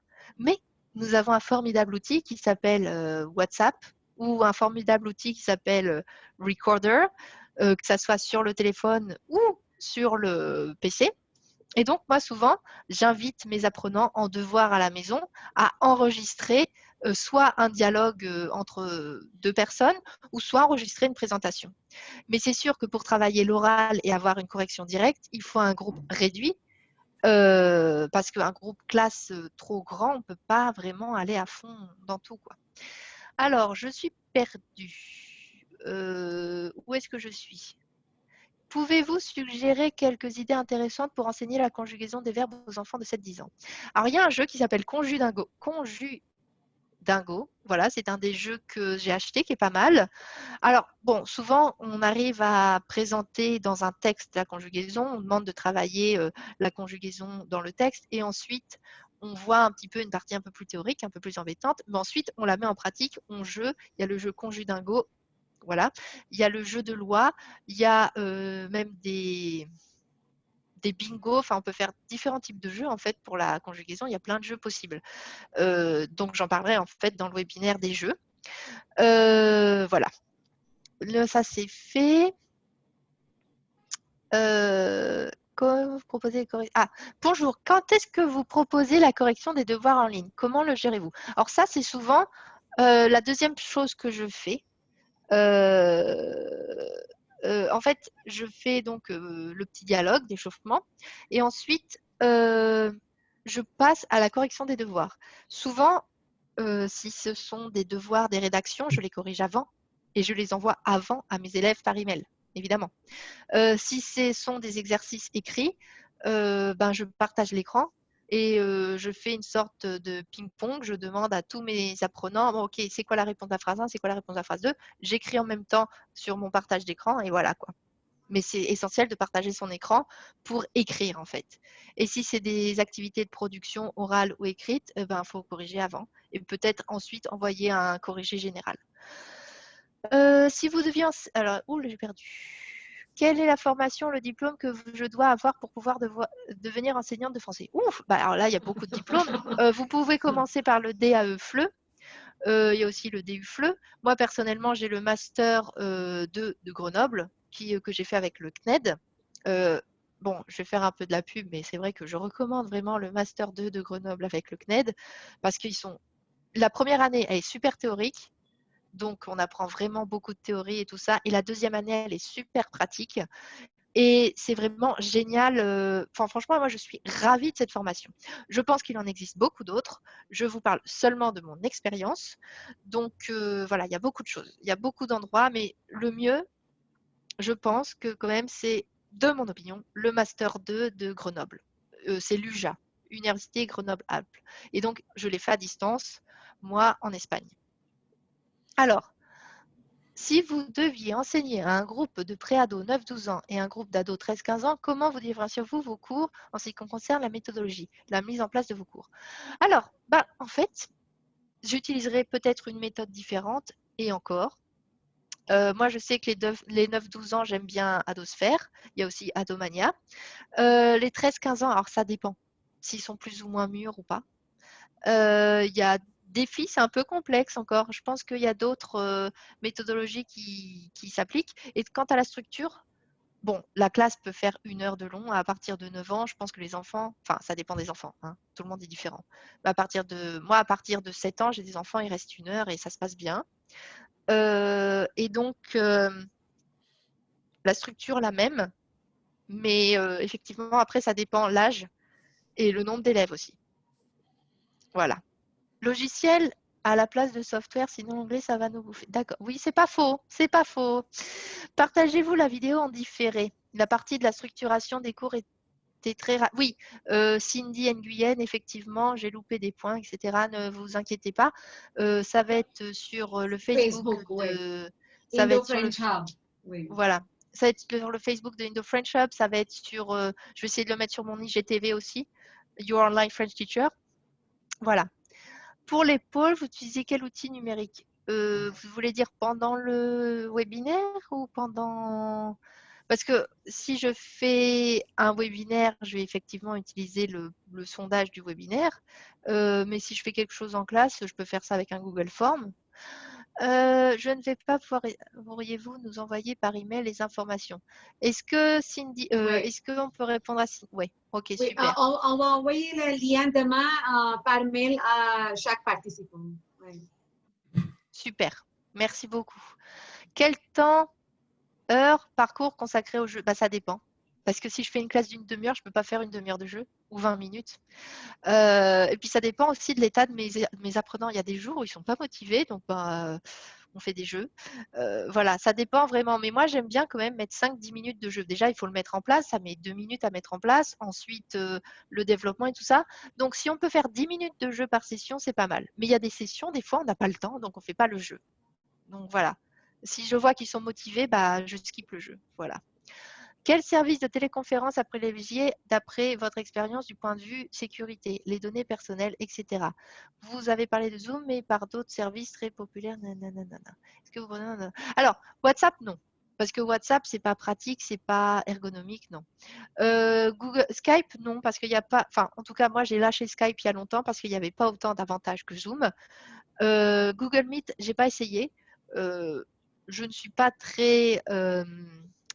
objective, moi je suis à fond sur Zoom parce que vraiment ça m'est très pratique. C'est vraiment super pratique pour moi. J'ai pas essayé Google Meet. Moi je reste avec Zoom. Zoom, j'ai la version payante.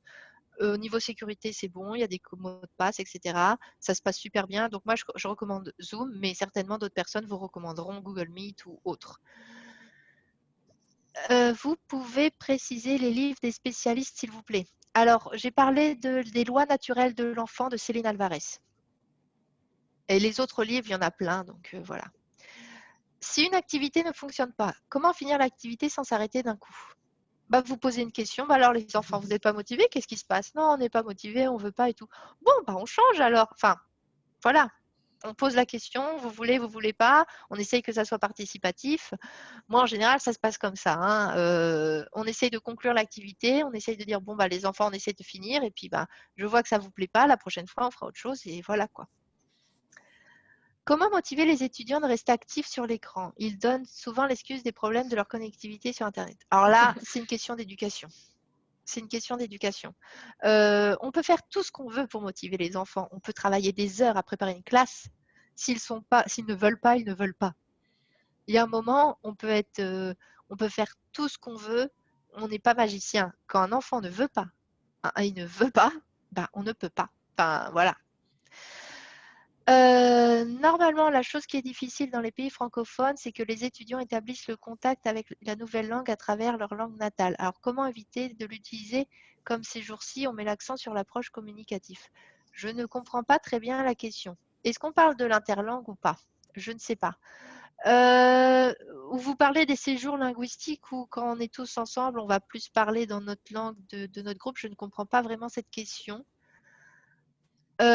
Moi, personnellement, je pense que la grammaire contrastive est très intéressante. Mais je connais juste la grammaire contrastive à travers les langues latines et l'anglais ou l'allemand.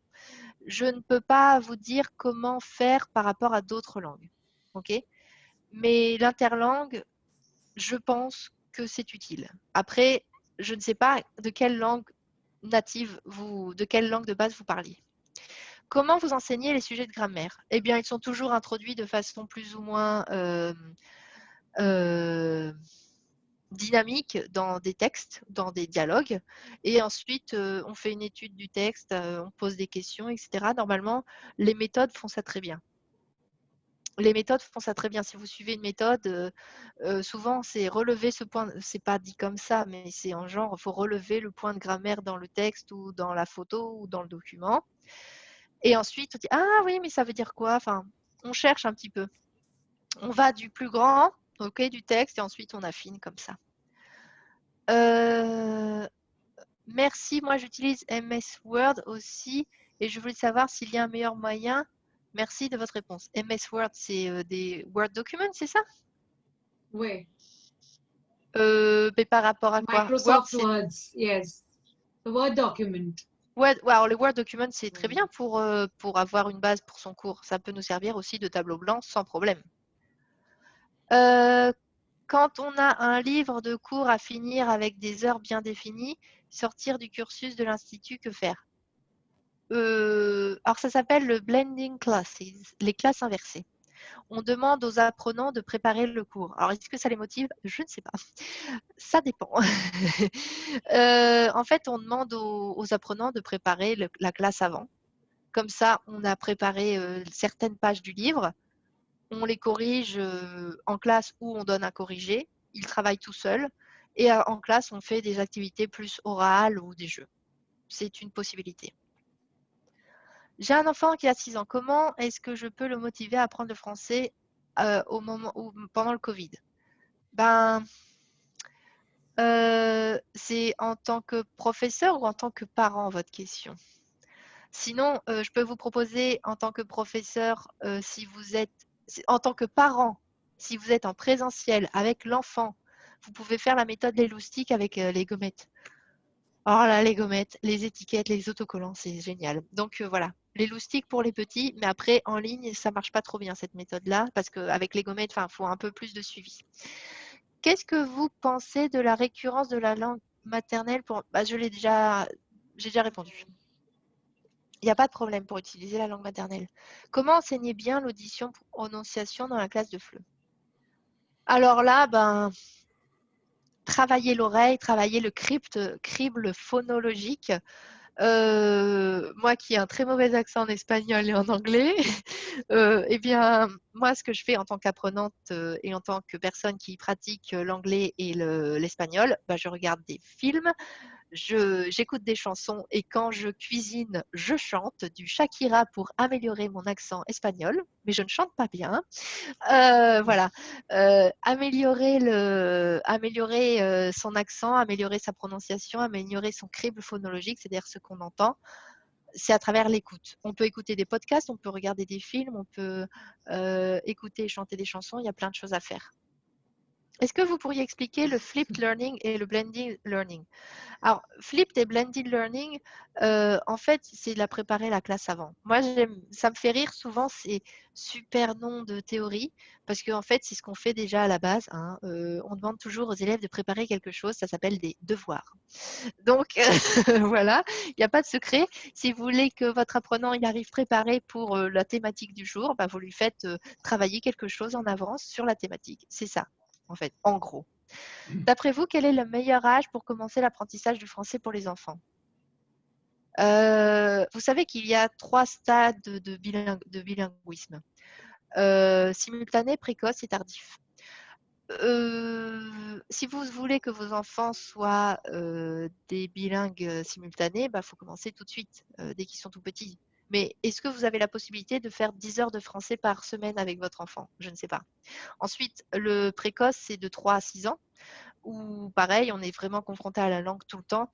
Et on se dira qu'avec plus de 10 heures de langue par semaine. Et voilà, en fait, ça dépend vraiment quel est votre... Qu'est-ce que vous pouvez faire, vous? Est-ce que vous pouvez avoir une jeune fille au père à la maison? Est-ce que vous pouvez mettre votre enfant dans une école française? Enfin, ça dépend vraiment à quel âge commencer le français. Ça dépend, vous comme parent, c'est quoi votre objectif pour votre enfant? Quels sont vos moyens financiers, vos moyens techniques pour le faire? Voilà. Et comment bien choisir... Dernière question, Elodie, je Dernière pense. question. Oui. Oui. Je vais plus avoir de voix, moi. Comment bien choisir des livres pour nos apprenants et par niveau? Alors, on a l'avantage que les méthodes de FLE, il y en a mais des tas. Il y a beaucoup de maisons d'édition. Il y a Clé Internationale, il y a Hachette-Fleu, il y a Maison des Langues, il y a... Attendez, je regarde derrière moi. Didier. Oui, Philippe a ajouté le nom, oui. Didier, Donc, oui. il y en a des tas. Donc, toutes ces maisons d'édition de Fleu ont un catalogue super intéressant, que ce soit pour enfants, petits, un peu plus grands, préados, adolescents, adultes, professionnels. Il y a vraiment beaucoup de matériel disponible. Donc, je vous invite vraiment, pour ce qui est Fleu, Foss, etc., à vous renseigner sur les sites web des maisons d'édition et voir ce qui va mieux correspondre à votre public. En général, vous pouvez même leur envoyer un email en leur demandant, voilà, j'ai ça comme besoin, qu'est-ce que vous me recommandez? Voilà, c'est un petit travail que vous devez faire, mais si vous voulez vous faciliter la vie en tant que prof après, c'est ce qu'il faut faire, je pense. Je rappelle qu'en Inde, nous avons les éditions Goyal et Langers qui représentent les principaux éditeurs de français langue étrangère. Oui. Merci. Et Elodie, il y a une amie sur Facebook qui a posé une question. C'est Garima qui veut savoir quels sont les sites qu'on peut consulter pour avoir des exercices divers sur chaque compétence. Oh, mais il y a des tas de sites. Il y a des tas de sites. Alors, déjà, vous pouvez regarder exercice FLE sur Google. Vous trouverez des tas de sites. Des sites gratuits ou payants. Donc, franchement, n'hésitez pas. Il y a plein de ressources gratuites écrites par des gens, des professeurs ou pas. Vraiment, voilà. Il y a beaucoup de ressources disponibles. Ok, Philippe, vous voulez ajouter quelque chose, je pense. Non, moi je voulais simplement d'abord remercier Elodie et puis ensuite faire un petit rappel surtout pour les professeurs de français en Inde, puisque au mois d'octobre, il y a quand même 2 dates importantes. D'abord, du 9 au 11 octobre, nous avons notre université d'automne, donc qui va s'étaler sur 3 jours, en ligne bien sûr, cette année, en partenariat avec nos collègues du Kavilam de Vichy. Et puis, les 30 et 31 octobre, nous aurons une formation qui concerne plus généralement les collègues de l'Inde de l'Ouest, mais qui peut s'étendre aussi internationalement, puisqu'elle aura lieu en ligne également, qui s'intitulera donc sur 2 jours la grammaire autrement, et que nous allons organiser en partenariat avec nos collègues du CLA de Besançon. Voilà, donc pour l'université d'automne, je crois que les inscriptions maintenant sont fermées. Par contre, pour la formation régionale, nous allons lancer l'appel à candidature dans les prochains jours et vous aurez jusqu'au 16 octobre pour vous inscrire. Voilà. Merci. Et alors, je rappelle une dernière chose, si importante, toujours pour les professeurs de l'Ouest, notamment ceux de la région de Bhopal, Indore et d'Ahmedabad. Nous organisons avec notre réseau d'alliances françaises en Inde une formation linguistique destinée aux professeurs qui veulent donc améliorer leurs compétences en français et les valider par un diplôme. Donc, si vous êtes professeur de français, que vous avez un niveau B1 et que vous souhaitez obtenir un DELF B2, eh bien, vous demandez à votre école de soutenir votre candidature et de nous adresser votre candidature et nous prendrons en charge votre formation linguistique. Enfin, une partie sera à la charge de l'école, une partie sera prise en charge par l'Institut français et nous prendrons en charge également votre inscription au DELF B2. Voilà. Donc, pour l'instant, c'est un programme un peu expérimental et qui concerne, donc, je répète, Bhopal, Indore et Ahmedabad. Voilà. Merci, merci Philippe. Et Elodie, avant de terminer, je pense qu'on peut partager l'écran avec le programme. Tushar, can we please have you share the screen, please? On a 2 programmes avec Elodie. Oui, c'est B2 intensif pour 60 heures et le webinaire quel jeu en ligne pour animer le cours par visioconférence le 18 octobre. On a mis le lien dans le chat et à bientôt. Grand merci à Elodie. Elodie, thank you so much. It was a pleasure to have you with us. Thank you very much. It was a pleasure. Thank you for the invitation, and it was a pleasure to meet all of you. Thank you. And all the participants all across, tous les participants du monde entier, les nouveaux amis, un grand merci pour participer à ce webinaire. Merci tout le monde. Merci tout le monde, c'était un plaisir. Okay, thank you so Merci. much. Au revoir. Merci. Au revoir, au revoir. Au tout le monde. revoir. Au revoir, bye bye. Au revoir tout le monde.